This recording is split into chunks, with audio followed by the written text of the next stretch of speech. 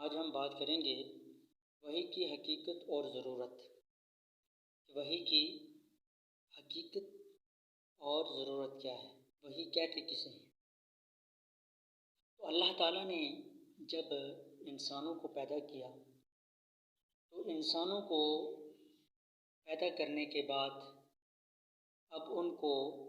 اپنے احکامات بھی بتلانا تھا، کیونکہ اللہ تعالیٰ نے انسان کو پیدا کرنے کے ساتھ ساتھ اس کی سمجھ بوجھ کے لیے اللہ تعالیٰ نے 3 چیزوں کو پیدا فرمایا، جن میں سے ایک وہ ہیں جن کے ذریعے انسان کو علم حاصل ہوتا ہے، ان کو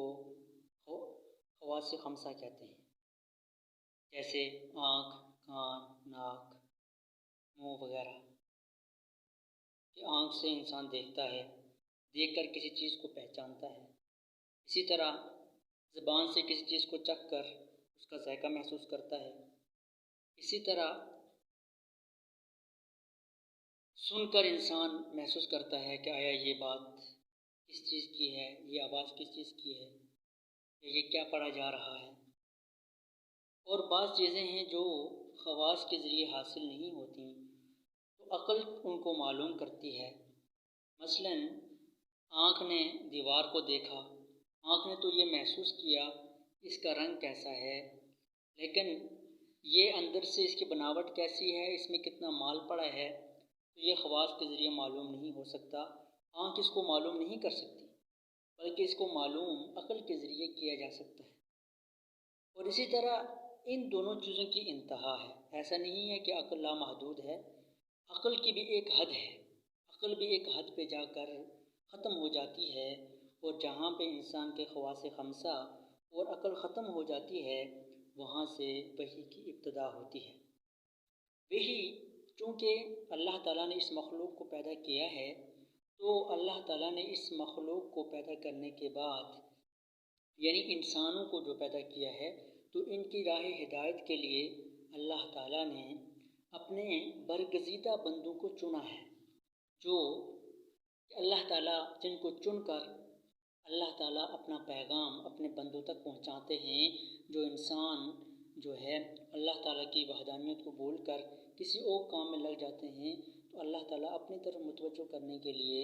اللہ تعالیٰ کسی نہ کسی پیغمبر کو بھیج دیا کرتے ہیں، اور پھر اس کو وحی کے ذریعے اپنی طرف سے وحی کے ذریعے اس کو پھر احکامات جاری فرماتے ہیں. وحی کی بات تو ان لوگوں کو سمجھ میں آئے گی جو اللہ تعالیٰ کی ذات پر ایمان رکھتے ہیں، اور جو لوگ اللہ کی ذات پر ایمان نہیں رکھتے تو ان کو وحی کا مطلب سمجھ نہیں آئے گا. کیونکہ بعض لوگ ایسے ہیں جو یہ کہتے ہیں کہ اللہ تعالیٰ نے جو نظام بنا دیا تو اللہ تعالیٰ کو کیا ضرورت تھی نبیوں کے بھیجنے کی، وحی کو بھیجنے کی، بلکہ یہ نظام اسی طرح چل رہا ہے. تو یہ بات غلط ہے. آپ جانتے ہیں کہ اگر کوئی دنیاوی شخص بھی اگر کسی بندے کو کام پہ بھیجتا ہے تو ایسا اگر وہ کرے کہ نہ جاتے ہوئے اس کو کام بتائے، نہ اپنے پاس بیٹھ کر کام بتائے کہ کس کام کے لیے آپ کو بھیج رہا ہوں، اور آگے راستے میں بھی اس کو نہ بتائے، اور جب وہ اپنی مقام پر پہنچے تب بھی نہ بتائے کہ تم نے کیا کام کرنا ہے، تو ایسا تو کوئی شخص نہیں ہے. ایک عام انسان ہو کر اگر وہ اپنے بھیجے ہوئے قاصد کو پوری بات بتاتا ہے کہ تم نے یہ کام کرنے ہیں، تو یہ کس طرح ہو سکتا ہے کہ اللہ تعالیٰ نے اپنے مخلوق کو پیدا کیا ہو، انسانوں کو پیدا کیا ہو، اور پھر ان کو کام نہ بتایا ہو کہ تم نے کیا کرنا ہے دنیا میں جا کر. تو ضرور اللہ تعالیٰ نے وہ کام بتانا ہوتا ہے اور بتایا ہے، کیونکہ اس سے پہلے تمام نبی گزر چکے ہیں. آپ علیہ السلام آخری نبی ہیں، اور آپ علیہ السلام پر وحی بھی آخری اتری ہے، اور آپ صلی اللہ علیہ وسلم کے بعد وحی جو ہے وہ بند ہو گئی ہے. وحی جو ہے یہ کس طرح انبیاء علیہ السلام پر آتی رہی ہے، تو یہ حضرت جبرائیل علیہ السلام کے ذریعے اللہ کا پیغام نبیوں تک پہنچتا رہا ہے، اور بالخصوص یہ آپ صلی اللہ علیہ وسلم تک پہنچا ہے. وحی جس طرح الہام یا اور چیزیں ہوتی ہیں، اسی طرح وحی بھی ایک جو ہے نا وحی خود بذات خود اللہ کا پیغام جو ہوتا ہے عوام تک پہنچایا جاتا ہے، امت تک پہنچایا جاتا ہے، اور الہام بھی اس کی ایک قسم ہے، وحی کی ایک قسم سمجھا جاتا ہے اس کو۔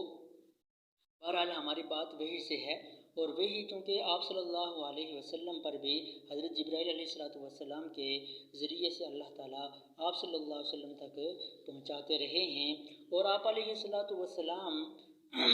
جیسے کہ حضرت عائشہ رضی اللہ تعالیٰ عنہ فرماتی ہیں کہ آپ علیہ السلام کو وحی تو خوابوں کے ذریعے ہونا شروع ہو گئی تھی، یعنی الہامات خوابوں کے ذریعے آپ صلی اللہ علیہ وسلم کو ایسا لگ رہا تھا کہ ان کو ایک کشش کھینچ رہی ہے دین کی طرف، تو آپ صلی اللہ علیہ وسلم کو 40 سال کی عمر میں ہی آپ صلی اللہ علیہ وسلم کو تنہائی میں عبادت کرنا جو ہے نا ایسا لگتا تھا کہ میں عبادت کروں، تو آپ صلی اللہ علیہ وسلم جیسے کہ حضرت خدیجہ رضی اللہ تعالیٰ عنہ کہتی ہیں کہ آپ صلی اللہ علیہ وسلم جو ہے نا توشہ لے کر وہ چلے جاتے اور غار میں اللہ تعالیٰ کی عبادت کرتے، اور عبادت کرتے کرتے جب 40 سال پورے ہوئے تو ایک فرشتے نے آ کر آپ کو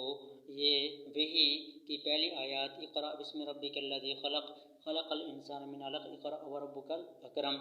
یہ کہا کہ تم پڑھو، تو آپ صلی اللہ علیہ وسلم نے فرمایا ما انا بقاری، میں نہیں پڑھ سکتا، تو آپ صلی اللہ علیہ وسلم کو حضرت جبرائیل علیہ السلام نے اٹھا کر اپنے سینے کے ساتھ دبایا اور پھر کہا اقرا، پھر آپ صلی اللہ علیہ وسلم فرمایا ما انا بقاری، پھر دوبارہ انہوں نے اپنے سینے سے دبایا، پھر اس کے بعد کہا کہ اقرا پڑھو، اور اس کے بعد تقریباً 3 سال جو ہے وحی کا سلسلہ بند رہا، اور 3 سال جو ہے وحی کا سلسلہ بند ہونے کے بعد پھر دوبارہ وحی کا سلسلہ ہوا، اور سورہ مدثر کی چند آیات آپ صلی اللہ علیہ وسلم پر اتاری گئیں۔ امید ہے کہ وحی کی یہ ابتدائی صورت آپ حضرات کو دل نشیں لگی ہوگی۔ مزید وحی کے متعلق معلومات حاصل کرنے کے لیے ہماری اگلی ویڈیو کا انتظار کریں، تب تک اجازت دیجیے گا۔ آپ کا میزبان محمد رمضان، والسلام۔